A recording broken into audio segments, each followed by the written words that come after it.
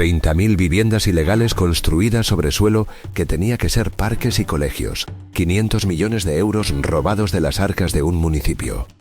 Más de 80 condenados. Y una ciudad que no fue corrompida desde fuera. Fue vendida desde dentro por las mismas familias que gobernaban, construían y cobraban. Un asesor sin cargo electo que cobró 200 millones en sobornos. Un bufete de Madrid que los convirtió en palacios. Un alcalde que se presentó en juicio como un camarero que solo firmaba. Y décadas después, el hijastro de la alcaldesa condenado a 9 años por narco y blanqueo con contratos públicos de por medio. Esto es lo que hicieron con Marbella. Y esto es lo que queda.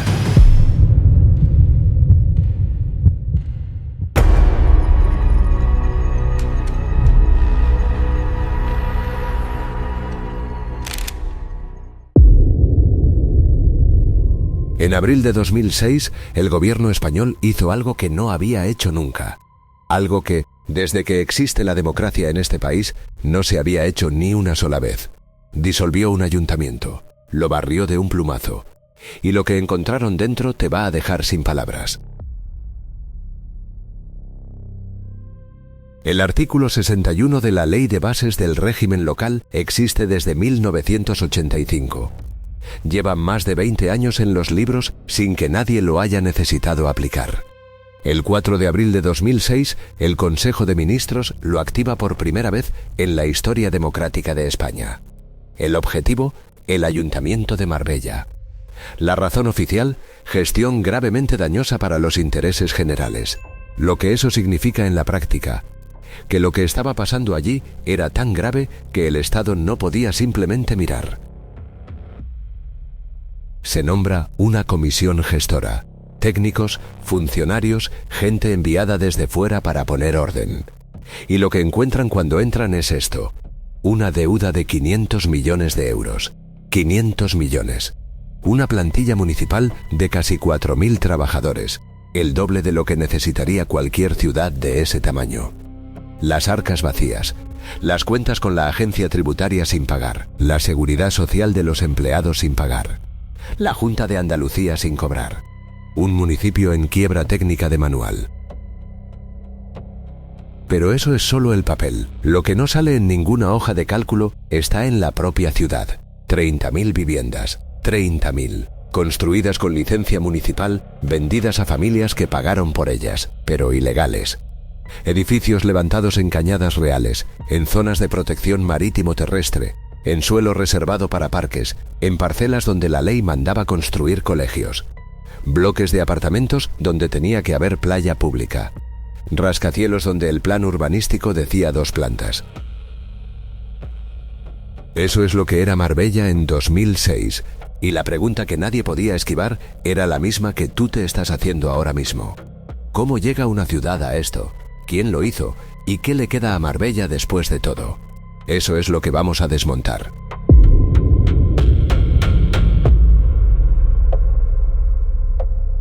En 1991, un hombre que ya tenía una condena de cárcel encima se presentó a las elecciones municipales de Marbella.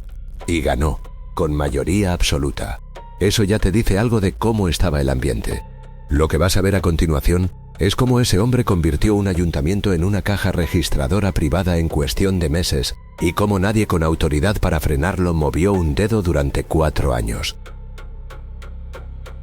Jesús Gil y Gil, promotor inmobiliario, presidente del Atlético de Madrid, político por cuenta propia. Fundó su propio partido, el Grupo Independiente Liberal, el Gil, sí, como él, y lo llevó a la alcaldía de Marbella prometiendo lo de siempre: orden, limpieza, gestión. Lo primero que hizo al llegar fue limpiar, pero no lo que tú estás pensando. Lo que Gil limpió fue el sistema de control. El interventor municipal, el funcionario cuyo trabajo es exactamente revisar que el dinero público se gasta como debe, pasó a ser irrelevante. La ley de contratos de las administraciones públicas obliga a concursos públicos, a pliegos, a justificaciones. Demasiado lento, demasiado visible. La solución de Gil fue elegante en su brutalidad: crear empresas. Sociedades anónimas de capital 100% municipal, con nombres que sonaban a servicio público: Contratas 2000, Jardines 2000, Planeamiento 2000, Eventos 2000, pero que funcionaban como empresas privadas, sin interventor, sin concurso público, sin fiscalización de nadie. El esquema era el siguiente. El presupuesto del ayuntamiento transfería fondos a estas sociedades con el pretexto de encomiendas de gestión: mantenimiento de jardines, gestión de obras, organización de eventos. Una vez que el dinero cruzaba esa frontera, dejaba de ser público en la práctica. Y desde ahí, las sociedades contrataban a dedo. Empresas de familiares, de amigos, de socios del círculo de Gil. Obras que nunca se hicieron. Servicios que nunca se prestaron. Facturas que nadie iba a revisar porque nadie podía. Uno de los casos más llamativos lo protagonizó un arquitecto llamado Carlos Monteverde. Facturó millones de euros al ayuntamiento por proyectos que los tribunales calificaron después como ficticios. Sus trabajos ni siquiera tenían el visado del Colegio de Arquitectos de Málaga, el trámite más básico que existe en la profesión. No importó, el dinero salió igual. Cuando la justicia pudo ponerle cifras a todo esto, el resultado fue el siguiente: 36 millones de euros desviados entre 1991 y 1995. 4 años. Ese es el número documentado en los procedimientos del caso Saqueo, Saqueo 1 y Saqueo 2. 36 millones en 4 años. Y eso sin contar lo que vino después, ni lo que se hizo para que no quedara rastro.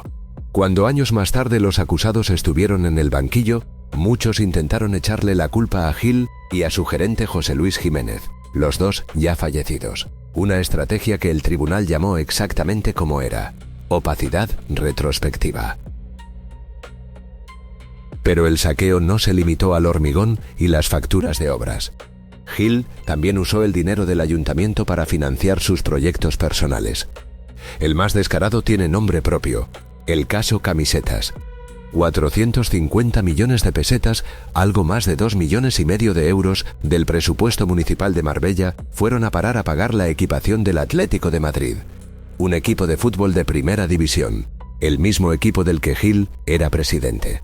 Los fondos públicos de una ciudad andaluza subvencionando las camisetas de un club de la capital. El Tribunal Supremo le impuso por esto 28 años de inhabilitación por prevaricación y tráfico de influencias. Lo apartaron del cargo.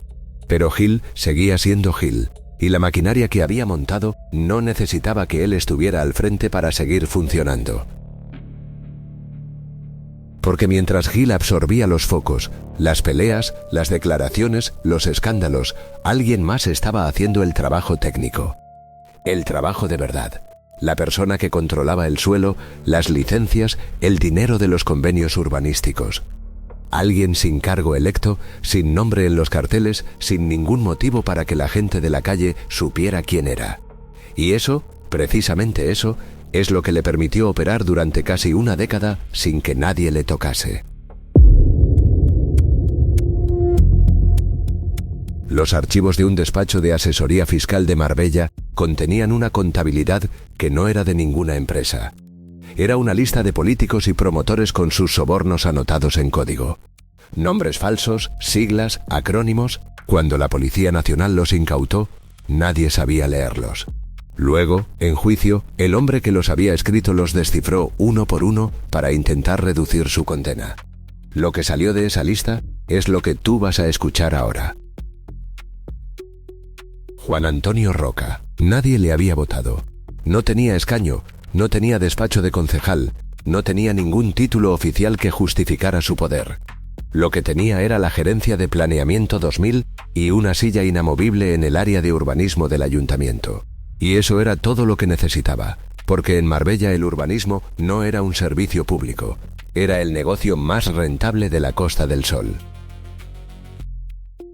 El plan urbanístico vigente en Marbella durante todos esos años era el Plan General de Ordenación Urbana de 1986, un documento vetusto que marcaba con claridad qué se podía construir y dónde.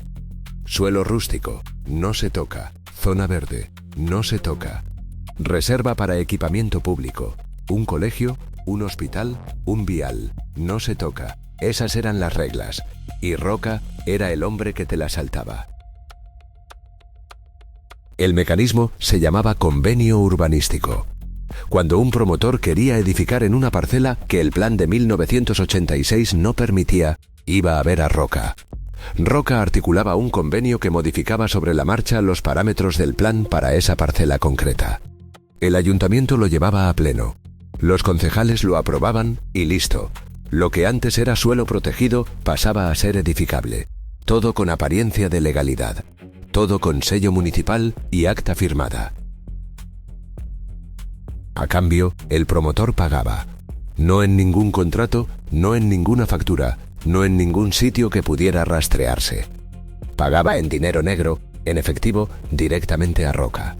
Y Roca repartía a los concejales del equipo de gobierno para garantizar el voto favorable en el pleno. A concejales de la oposición para comprar sus votos también, porque la unanimidad era más segura que la mayoría. Las estimaciones de la Fiscalía Anticorrupción apuntan a cerca de 3 millones de euros anuales en sobresueldos. 3 millones al año solo para mantener el pleno alineado.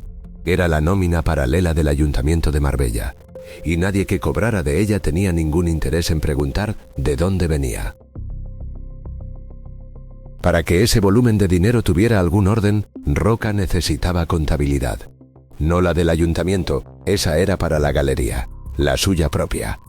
Y esa contabilidad vivía en el despacho Maras Asesores, una asesoría gestionada por su hombre de confianza, Salvador Gardoqui. En los archivos de Maras Asesores, la Policía Nacional encontró registros detallados. ¿Quién había pagado? ¿Cuánto? ¿Cuándo? ¿Y quién había cobrado su parte? Los protagonistas no aparecían con su nombre. Aparecían con siglas, con apodos, con códigos que solo el que los había diseñado podía descifrar. Esos documentos fueron el núcleo de la instrucción judicial, y cuando llegó el momento del juicio oral, Roca decidió colaborar. Fue sentándose delante del tribunal y fue explicando cada acrónimo, cada sigla, cada nombre en clave. ¿Quién era ese promotor? ¿Qué convenio había comprado? ¿Cuánto había pagado? ¿Qué concejal cobraba y cuánto recibía por voto? Lo hizo para intentar aligerar su propia condena. Lo que hizo en realidad fue firmar la sentencia de decenas de personas que habían creído que el código los protegía. Cuando la Fiscalía Anticorrupción terminó de sumar, la cifra era esta: más de 200 millones de euros acumulados por Roca en concepto de comisiones ilegales a lo largo de casi una década. 200 millones de euros cobrados sin cargo, sin factura, sin contrato, solo por ser el hombre que controlaba el suelo de Marbella. Lo que queda sin responder es quiénes eran los que pagaban. ¿Quiénes eran esos promotores que consideraban el soborno a Roca una inversión rentable y qué construyeron a cambio de lo que pusieron en ese sobre? Y luego está la otra pregunta. 200 millones en dinero negro no desaparecen solos. Alguien los convirtió en pisos, en palacetes, en sociedades con domicilio en Suiza o en Gibraltar. ¿Quién hizo ese trabajo y cómo? Es lo que viene a continuación. Para cuando la policía llegó al edificio Belmonsa de Torremarina, allí había 12 pisos, 12 plantas mirando al mar, en una parcela donde la ley solo permitía 2. Ese es el negocio del que te voy a hablar ahora. Los promotores que pagaban a Roca no eran tipos de segunda fila. Eran empresarios con nombre, con poder regional, con conexiones políticas propias. No llegaban a Marbella huyendo de algo. Llegaban a invertir. Y el soborno no era el coste del delito, era la comisión de un servicio. Rafael Gómez, apodado Sandokan, constructor cordobés, uno de los más poderosos de Andalucía. Tan metido en política que fundó su propio partido, Unión Cordobesa, con el que llegó a gobernar en municipios de la provincia, y al mismo tiempo pagando a Roca por convenios urbanísticos en Marbella. Terminó condenado por cohecho en el marco del caso Malaya. No era un tipo que no supiera lo que firmaba, era exactamente el tipo que sabía lo que compraba. Fidel San Román y González de Caldas vinieron del mundo taurino. Ganaderías, fincas, alta sociedad andaluza. Las plusvalías del ladrillo marbellí eran el complemento perfecto para ese perfil. Pagaron su parte, construyeron lo suyo y se sentaron en el banquillo como el resto. Luego está el edificio Belmonsa. Es el caso que mejor ilustra cómo funcionaba esto por dentro. Una parcela en Torremarina con una limitación clara en el plan urbanístico. 2 plantas como máximo. 2. El promotor quería 12 y Roca le hizo el convenio. A cambio, el ayuntamiento recibió 3 apartamentos y unos metros de local comercial. 3 apartamentos. Por dejar levantar un rascacielos frente al mar en un sitio donde la ley decía que no podía haber nada parecido. Los vecinos de los edificios de alrededor perdieron la luz natural. Nunca la recuperaron. El complejo Banana Beach, promovido por Ávila Rojas, está a menos de 23 metros del mar. La ley de costas prohíbe construir en esa franja. El suelo donde está levantado estaba reservado para zonas verdes, para parques públicos donde los vecinos de Marbella pudieran acceder a la costa que es de todos. Ávila Rojas pagó, Roca tramitó el convenio y donde tenía que haber parque hay apartamentos. Eso es lo que te encuentras hoy si vas a esa zona de Marbella. Las operaciones con Lord Crimar generaron un perjuicio certificado de 2.800.000 euros al erario municipal. Con Haviland Proyectos Inmobiliarios, la mecánica fue la de siempre. Terrenos estratégicos, suelo donde el plan de 1986 marcaba equipamiento público, infraestructuras, dotaciones para una ciudad que crecía, entregados mediante permuta a un promotor privado. Lo que debía ser un colegio acabó siendo bloques de apartamentos. Lo que tenía que ser un vial de desahogo para el tráfico de un municipio que se llenaba de gente se convirtió en planta baja comercial. Y aquí está el punto que afecta directamente a cualquiera que viva o haya vivido en Marbella o que se haya planteado comprar algo allí. Cada metro cuadrado de suelo público que Roca vendió a un promotor es un metro cuadrado que la ciudad no tiene para dar servicios. Marbella es hoy una de las ciudades con mayor presión fiscal en impuestos sobre bienes inmuebles de toda la provincia. Los residentes pagan y lo que reciben a cambio está por debajo de lo que correspondería a esa recaudación. No por falta de dinero, por falta de suelo. Porque el suelo donde tenían que ir los hospitales, los colegios, los parques, los viales, se lo llevaron los promotores a cambio de un sobre de dinero negro que fue a parar al bolsillo de Roca y de los concejales que levantaban la mano en el pleno. Ahora hay una pregunta que no cierra. 200 millones de euros en comisiones, según la Fiscalía Anticorrupción, no es dinero que puedas meter debajo de un colchón. No es dinero que puedas gastar en efectivo sin que alguien pregunte de dónde viene. Ese dinero necesitaba convertirse en algo. En pisos, en sociedades, en cuentas en el extranjero, en propiedades con escrituras limpias. Y para hacer eso hacía falta un equipo. No constructores, abogados, los mejores que el dinero podía comprar. 200 millones de euros en dinero negro necesitan una dirección. No se pueden guardar debajo de un colchón. No se pueden gastar sin que alguien pregunte. No se pueden heredar, ni invertir ni vender sin que aparezca en algún sitio la pregunta de dónde salieron. Para resolver ese problema, Roca no llamó a ningún chorizo de poca monta. Llamó a un bufete de abogados de Madrid. El despacho Sánchez Zubizarreta Soriano Pastor era exactamente lo que parecía desde fuera. Un gabinete jurídico de élite, con clientes serios, con discreción profesional, con los conocimientos técnicos para hacer cosas que la mayoría de los abogados no saben ni que se pueden hacer. Lo que hicieron para Roca fue construir una malla de más de 70 sociedades mercantiles, algunas con nombre Helio Ponto Marbella, Marbella Airways, la mayoría sin ningún nombre que dijeran nada a nadie. Sociedades en España, sociedades OPSAR, fideicomisos, acciones al portador que no identificaban al propietario real. Capital que entraba por una puerta en Suiza, daba una vuelta por Gibraltar y salía por la otra en forma de participación en una sociedad española con escrituras en regla. El origen del dinero, para cuando llegaba al final del recorrido, era irrastreable en la práctica. Manuel Sánchez Zubizarreta, el socio que dirigía la operativa, fue condenado a 4 años de prisión por blanqueo de capitales continuado. En el juicio, la defensa del bufete intentó un argumento que tiene su lógica si no te paras a mirarlo demasiado. Ellos eran abogados, redactaban contratos y constituían sociedades, que es exactamente lo que hacen los abogados. Lo compararon con el taxista que lleva al que va a robar. El taxista no roba. El tribunal lo rechazó sin contemplaciones. Y lo que dijo el tribunal merece que te quedes con ello. Porque estableció doctrina, un abogado que diseña ex profeso una estructura para ocultar capitales cuyo origen delictivo conoce o que debería presumir racionalmente dado lo que tiene delante, no es un profesional neutral ejerciendo su oficio. Es cooperador necesario del blanqueo, a veces autor directo. El secreto profesional no cubre construir la maquinaria del delito. Mientras el bufete gestionaba el dinero, alguien tenía que gestionar lo que el dinero compraba. Para eso estaba Montserrat Corulla, abogada procesada por blanqueo. Corulla administraba una sociedad llamada Condeor, mediante la cual Roca fue adquiriendo y rehabilitando inmuebles por toda España. No pisos en Marbella, no apartamentos de playa. El Palacio de Saldaña en Madrid, el Palacio de Villagonzalo también en Madrid, hoteles en la región de Murcia, edificaciones monumentales, algunas con siglos de historia, compradas y reformadas con dinero negro de los convenios urbanísticos de la Costa del Sol.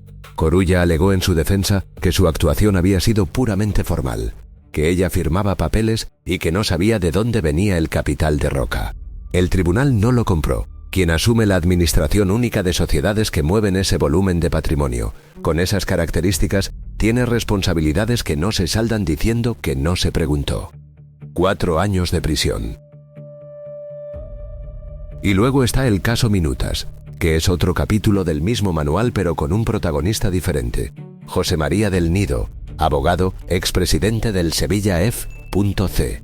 Fue condenado tras una sentencia de 480 páginas que describió con detalle cómo facturó millones de euros al Ayuntamiento de Marbella por informes jurídicos. Informes que eran, en muchos casos, copias y pegados de documentos anteriores.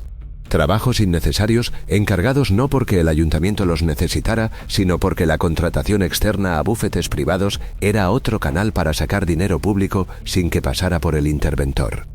Los funcionarios que debían hacer ese trabajo existían, se les pagaba y se contrataba igualmente a Del Nido, a precios que no tenían ninguna justificación técnica. Si en algún momento esto te recuerda a algo que ya hemos contado en este canal, no es casualidad. El ecosistema de Marbella, bufetes que blanquean, inmobiliarias pantalla, dinero narco mezclado con dinero de corrupción pública, es el mismo ecosistema que analizamos cuando cubrimos la caída del bufete que blanqueó para la mafia rusa en Marbella. Distinta red, mismo territorio, mismo método. Marbella no fue solo una ciudad corrupta, fue durante años la capital europea del dinero que necesitaba desaparecer. Todo lo que has escuchado hasta ahora, los convenios de Roca, los promotores, los palacetes comprados con sobornos, las sociedades en Gibraltar, tenía que tener una cara visible en el ayuntamiento. Alguien que firmara las licencias, que presidiera los plenos, que pusiera su nombre en los documentos que daban cobertura legal a todo esto. Esos eran los alcaldes, y lo que les pasó a ellos, y cómo el sistema los usó y los descartó, es lo que viene ahora.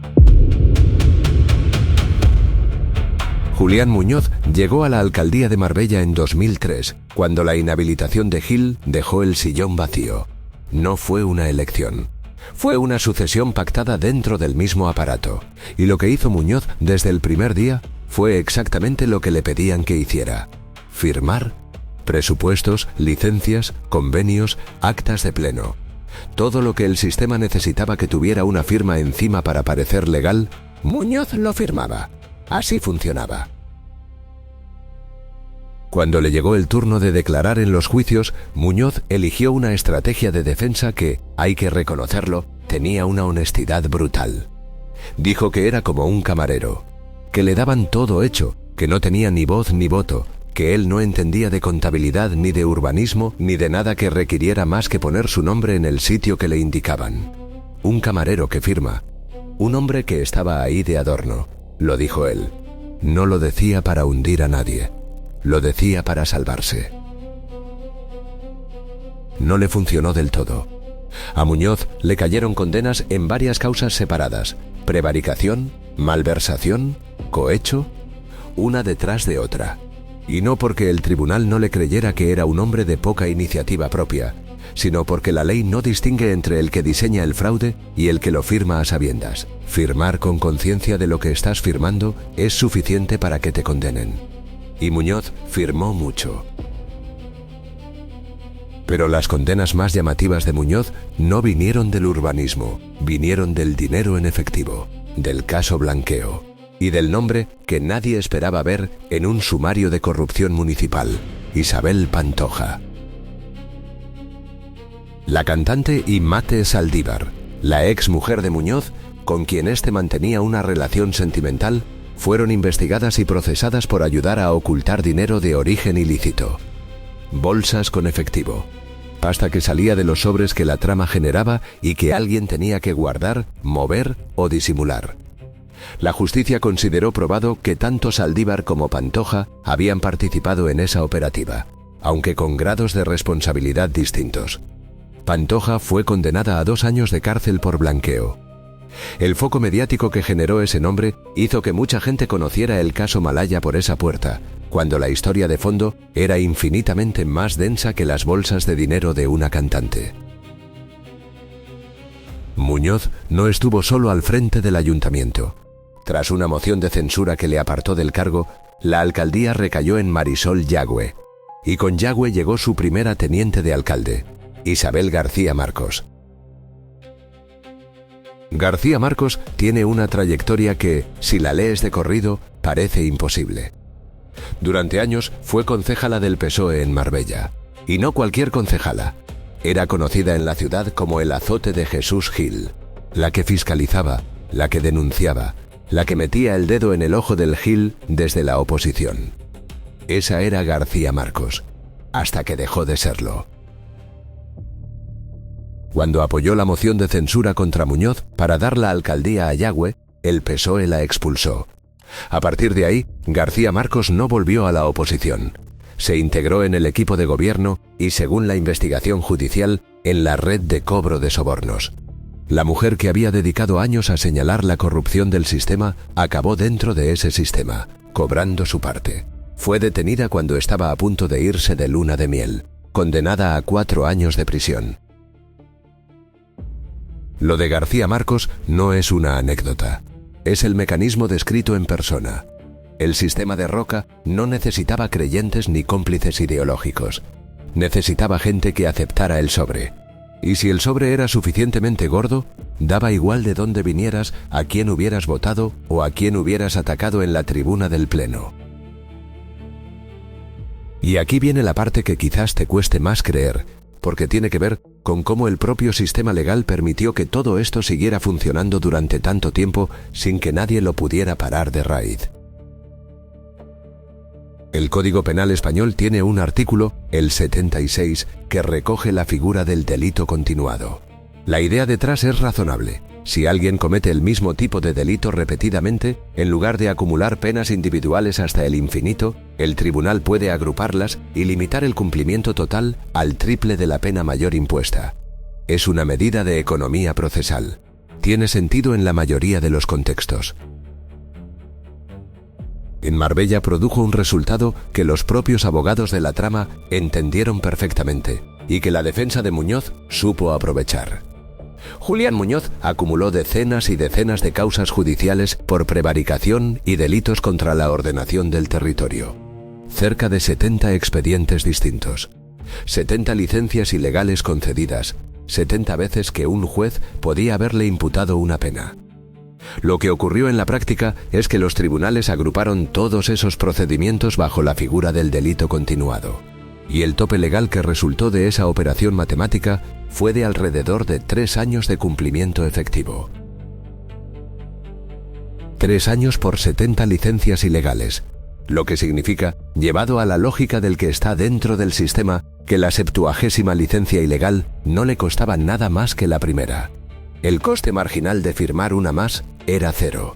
No había disuasión, no había acumulación proporcional de penas, no había ningún mecanismo penal que hiciera más arriesgado firmar 100 que firmar una. El sistema jurídico, sin quererlo, había diseñado el incentivo perfecto para que la trama siguiera adelante indefinidamente. Y la trama lo aprovechó. Si este nivel de detalle sobre cómo funciona la corrupción cuando se instala en una institución es lo que buscas, ya sabes lo que tienes que hacer: suscribirte. Este canal no hace resúmenes de noticias, hace esto. Así que ahí está el cuadro completo.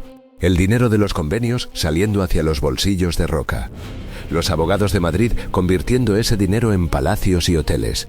Los alcaldes firmando sin preguntar o preguntando y cobrando igualmente. Los concejales de todos los colores en la nómina paralela. El Código Penal sin herramientas para detenerlo. Una maquinaria que se había vuelto tan eficiente, tan bien engrasada, que parecía imposible que se pudiera desmontar desde fuera. Y sin embargo, algo acabó rompiéndola.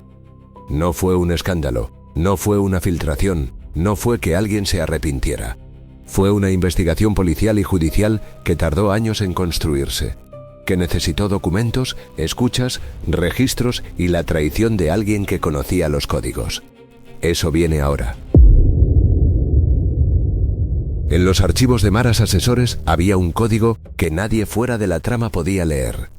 Cuando Roca decidió abrirlo en el juicio, nombre por nombre y sigla por sigla, lo que salió fue lo más parecido a una detonación controlada que ha visto la justicia española en décadas.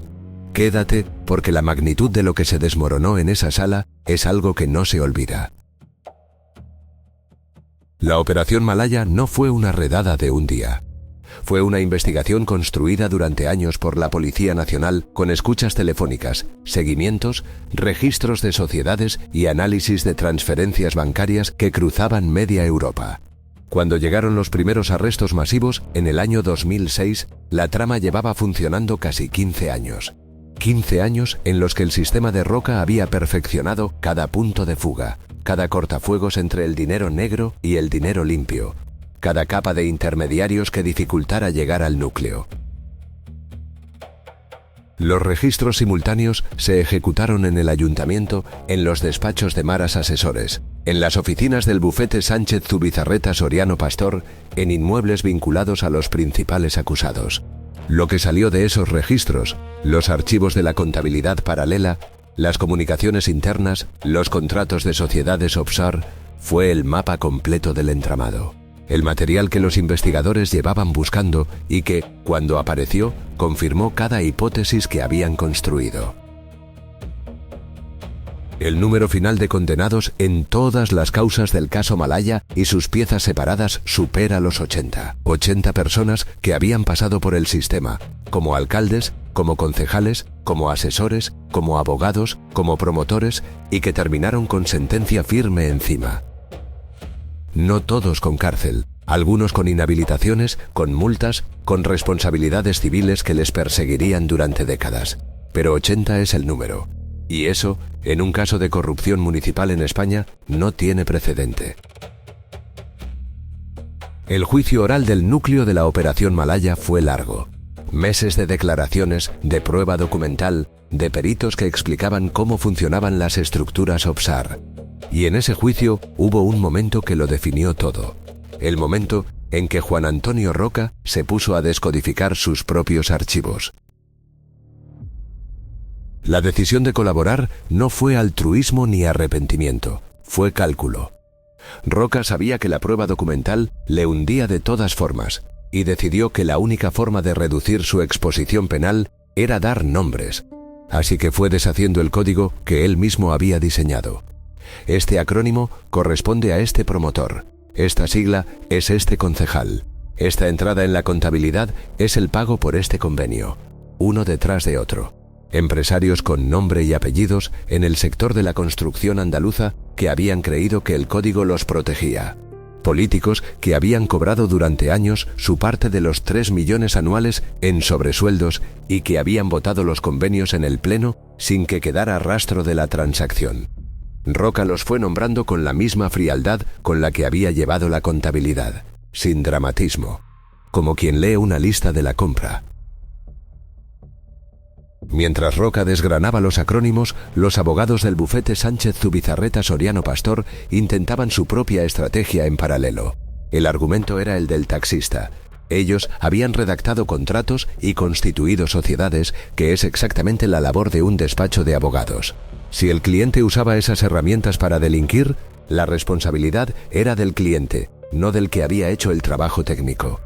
Un taxista no responde de a dónde va su pasajero. El tribunal ya lo había rechazado cuando condenó a Sánchez Zubizarreta y lo rechazó de nuevo. El argumento del taxista funciona cuando el conductor no sabe a qué va el pasajero. Cuando el taxista ha diseñado la ruta, ha elegido el vehículo y ha cobrado un porcentaje del botín, la metáfora se rompe. Lo que la sentencia dejó en claro, una vez más, es que los facilitadores profesionales, los abogados que construyen la arquitectura, los asesores que gestionan las sociedades, los intermediarios que mueven el capital, no son actores neutros en la cadena del crimen económico. Son piezas estructurales. Y la doctrina que estableció el tribunal en el caso Malaya sobre la responsabilidad penal de los profesionales del derecho en operaciones de blanqueo lleva desde entonces citándose en juzgados de toda España. Después de las condenas, llegó el inventario. Y el inventario de lo que había acumulado Juan Antonio Roca es uno de esos documentos que te recuerdan que detrás de las cifras abstractas de la corrupción hay objetos, propiedades y caprichos concretos que alguien compró con dinero que no era suyo. Los palacetes ya se han mencionado. El Palacio de Saldaña, el Palacio de Villagonzalo, ambos en Madrid. Inmuebles históricos rehabilitados con el dinero de los convenios urbanísticos de la Costa del Sol. Hoteles completos en Murcia. Fincas en Andalucía. Una de ellas, La Caridad, con helipuerto y capilla privada. El tipo de propiedad que no compra nadie que tenga que justificar de dónde viene el dinero, porque justificarlo es imposible. Luego estaban los objetos. Más de 40 carruajes de caballos de época, docenas de armas de fuego de colección, rifles valorados individualmente en 19.000 euros, y más de 200 obras de arte incautadas de distintas propiedades vinculadas a Roca, que requirieron un trabajo de catalogación y tasación específico antes de que pudieran subastarse. La Audiencia Provincial y el Tribunal de Cuentas adoptaron para la liquidación de ese patrimonio un mecanismo que no se había usado antes en España a esta escala. Un portal electrónico específico encargado al despacho Idea Asesores para publicitar y gestionar las subastas de los bienes embargados. Cualquiera podía ver en ese portal qué se subastaba, cuándo, en qué condiciones. Hoteles tasados en 12 millones de euros, carruajes, rifles, cuadros, fincas con instalaciones que no tendrían cabida en ninguna declaración de la renta limpia. Todo saliendo por el canal oficial, con transparencia y con publicidad, hacia compradores que pagaban precios de mercado y cuyo dinero iba directamente a compensar a las arcas municipales y estatales. El resultado a fecha de 2026, 92 millones de euros recuperados mediante subastas. De esos 92 millones, 60 corresponden exclusivamente al patrimonio de Roca. El resto de los condenados aportaron los 32 millones restantes entre todos. Roca era, con diferencia, el que más había acumulado. Y lo que se ha recuperado, con ser una cifra considerable, representa menos de una quinta parte del agujero total que la trama dejó en las arcas públicas. La orden de responsabilidades civiles contra Roca superaba los 240 millones de euros. Los 92 recuperados son lo que quedaba después de que el dinero pasara por 70 sociedades, varios paraísos fiscales y una abogada que administraba palacios sin preguntar de dónde salía el presupuesto. La familia Gil tuvo su propio capítulo en este inventario. Jesús Gil murió en 2004, antes de que la Operación Malaya llegara a juicio. Sus herederos no pudieron ser procesados penalmente por su herencia, pero sí civilmente y contablemente. La agencia tributaria y los tribunales determinaron que las responsabilidades civiles derivadas del desfalco municipal que protagonizó Gil ascendían a 105 millones de euros. 105 millones que los herederos debían responder con el patrimonio que Gil había dejado. La integración de la familia en las élites económicas nacionales, sin embargo, no se interrumpió. Miguel Ángel Gil Marín, el hijo, es hoy uno de los hombres más ricos de España y el principal accionista del Atlético de Madrid. El mismo club cuya equipación se pagó con dinero público de Marbella hace 30 años. El entramado judicial estaba desmontado, los condenados sentenciados, el patrimonio subastándose. Pero Marbella seguía en pie, y dentro de ella seguían en pie 30.000 viviendas construidas al margen de la ley. 30.000 familias que habían comprado de buena fe, que tenían escrituras firmadas y notariadas, y que vivían en edificios que técnicamente no debían existir. ¿Qué se hace con eso? ¿Cómo resuelve una ciudad un problema que ningún juzgado puede resolver de un plumazo? La respuesta que intentó el ayuntamiento fue ingeniosa, y el Tribunal Supremo la tumbó de raíz. El Tribunal Supremo lo anuló todo. El plan que Marbella había tardado 4 años en construir para salir del agujero duró 5 antes de que la justicia lo tirara a la basura. Y lo que quedó después de ese golpe es lo que miles de familias siguen viviendo hoy. Quédate, porque la historia de cómo la ciudad intentó resolver su problema y cómo ese intento empeoró todo es más dura que cualquier condena. Cuando la comisión gestora tomó el control en 2006 y empezó a poner cifras al desastre, el problema urbanístico no era abstracto. Eran 30.000 viviendas concretas, con propietarios concretos, con escrituras firmadas ante notario y con hipotecas en bancos reales.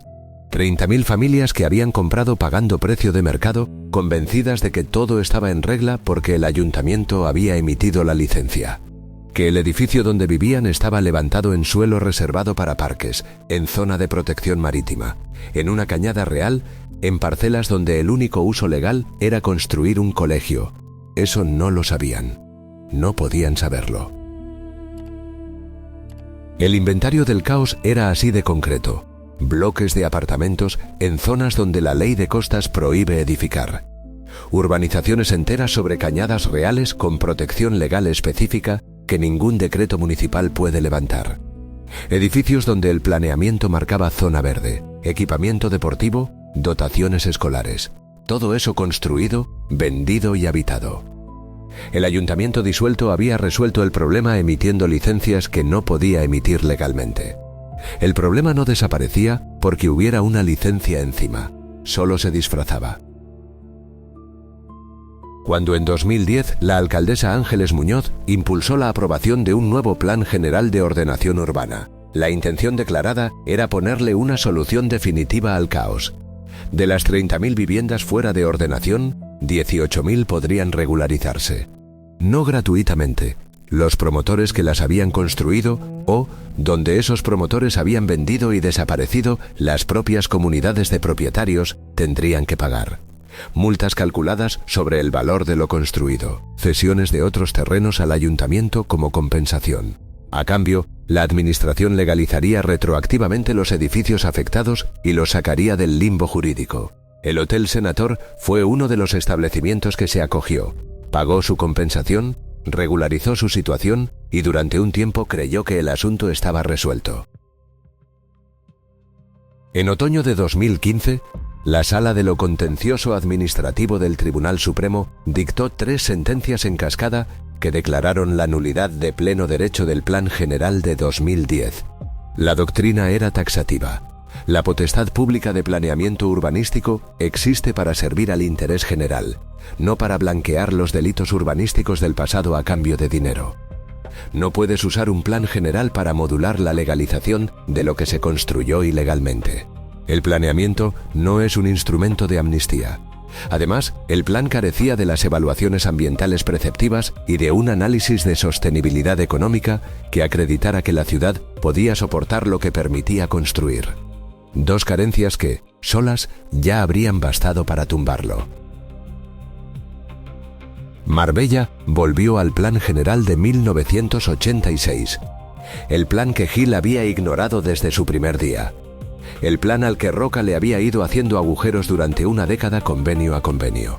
Un documento de 40 años de antigüedad que no contemplaba ni la 10ª parte del parque inmobiliario que la ciudad había construido desde entonces.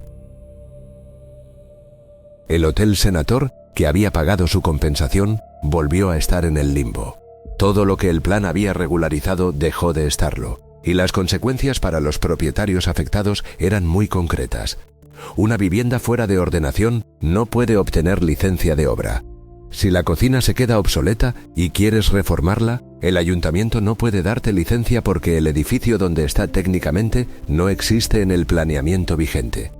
Si el edificio necesita rehabilitación de fachada o de instalaciones comunes, lo mismo. Y cuando llega el momento de vender, la situación legal de la vivienda tiene que declararse, y muchos compradores potenciales se echan para atrás.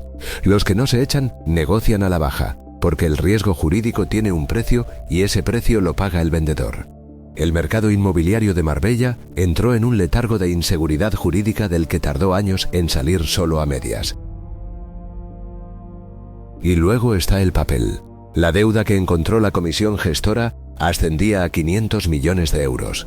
En los 15 años siguientes, el ayuntamiento abonó más de 400 millones en deudas heredadas, pagos aplazados a la agencia tributaria, a la Seguridad Social, a la Junta de Andalucía, créditos del Fondo de Ordenación del Estado con plazos de hasta 40 años para no asfixiar los servicios básicos del municipio, 400 millones pagados con los impuestos de los marbellíes, año por año.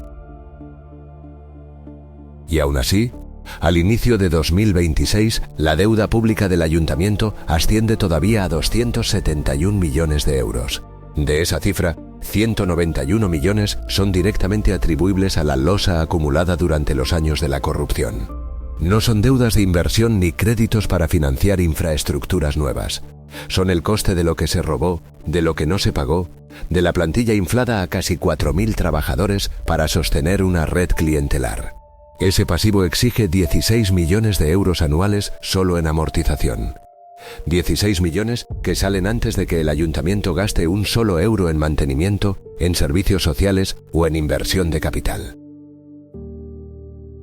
Eso es lo que significa en la práctica lo que la comisión gestora encontró en 2006. No solo una cifra en un balance. Significa que cada familia que paga su recibo del IBI en Marbella está pagando, además de los servicios de hoy, una parte de la deuda que generó la corrupción de hace 30 años. Que las 30.000 viviendas ilegales no son una estadística, son hogares de gente que compró de buena fe y que lleva años atrapada en una situación jurídica que ninguna sentencia ha podido resolver del todo. La justicia condenó a los culpables. Eso no devolvió ni un metro cuadrado de parque público, ni un aula de colegio, ni un solo euro de los 16 millones anuales que Marbella seguirá pagando hasta mediados de este siglo. Pero la historia no termina ahí. Porque mientras Marbella intentaba cerrar las heridas del pasado, alguien volvía a abrir otras. El 1 de julio de 2026, la Audiencia Nacional condenó a Joachim Peter Broberg a 9 años de cárcel por narcotráfico y blanqueo de capitales. Broberg tiene 40 y pocos años, habla con acento sueco cuando se pone nervioso, y es el hijastro de Ángeles Muñoz, la alcaldesa de Marbella. La misma alcaldesa que lleva años gobernando la ciudad mientras intenta cerrar las heridas del caso Malaya. Las heridas no se cerraron. Se reabrieron en el mismo sitio, con el mismo método y con el mismo código postal. Lo que la Audiencia Nacional consideró probado es esto. Joachim Broberg no era un narcotraficante de segunda fila que alguien habría ignorado.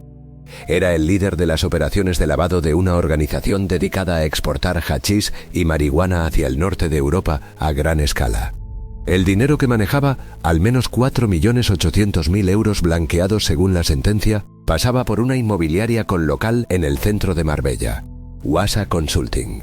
Compraventa de fincas, oro, piedras preciosas, sociedades pantalla. El modelo no era nuevo. Lo nuevo era quién lo firmaba y desde qué dirección. La investigación, desarrollada por la Unidad de Delitos Económicos y Fiscales de la Policía Nacional, generó cientos de horas de escuchas telefónicas. Algunas de las conversaciones interceptadas son de las que uno no olvida fácilmente. Lars Broberg, el marido de la alcaldesa, fallecido durante el proceso judicial antes de que llegara la sentencia, llamaba a su hijo para pedirle discreción. «El teléfono que estás sujetando no lo uses más», le dijo en una de esas llamadas. Sabía que estaban intervenidos. Lo sabía y seguía operando. Y en otra conversación captada por la unidad de investigación, alguien en la red celebraba el control territorial que habían conseguido con una frase que los agentes subrayaron en sus informes. Básicamente, tenemos toda la jodida Andalucía.